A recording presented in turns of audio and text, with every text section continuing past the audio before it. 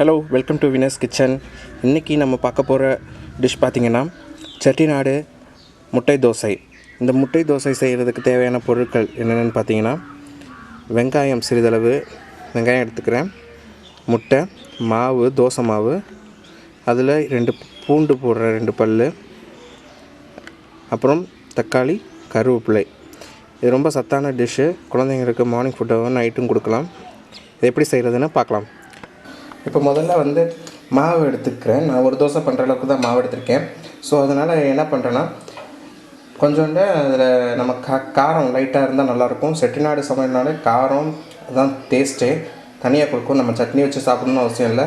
இந்த இதை தனியாகவே தோசையை சாப்பிட்லாம், அந்த அளவுக்கு டேஸ்ட் இருக்கும். அதனால் நான் கொஞ்சோண்டு மிளகாப்பொடி இந்த மாவில் சேர்த்துட்டு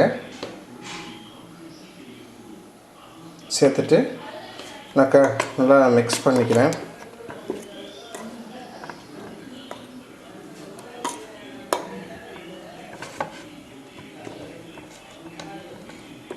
இந்த காரம் உங்களுக்கு தேவையான அளவு மிக்ஸ் பண்ணால் போதும். ரொம்ப சேர்த்தோம்னாலும் ரொம்ப காரமாயிடும். ஸோ அதனால் தேவையான அளவு போட்டுக்கோங்க. இல்லைன்னா பச்சை மிளகா சேர்த்துக்கலாம். இப்போது சமையலுக்கு போகலாமா? இப்போ அதில் முட்டையை சேர்க்குறேன்.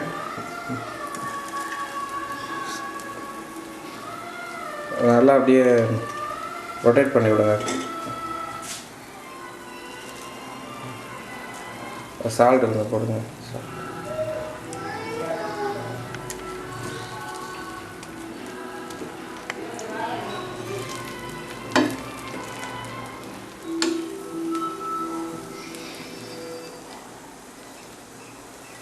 சால்ட்டு போடுங்க.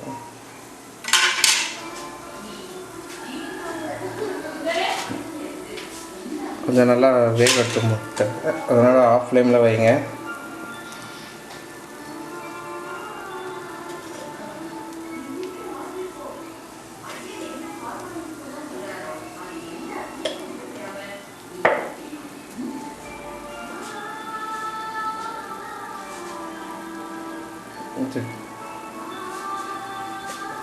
திருப்பி போடுங்க.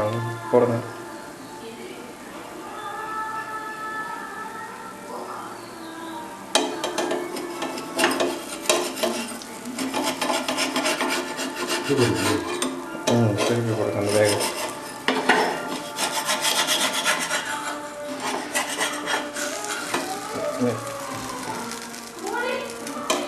அப்படியே க்ளோஸ் பண்ணுங்க. சுவையான முட்டை தோசை தயார்.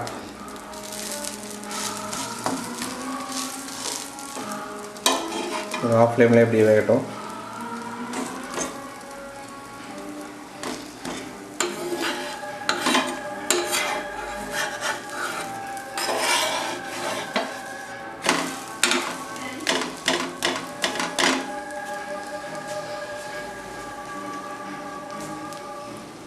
டேஸ்டியான தோசை ரெடி.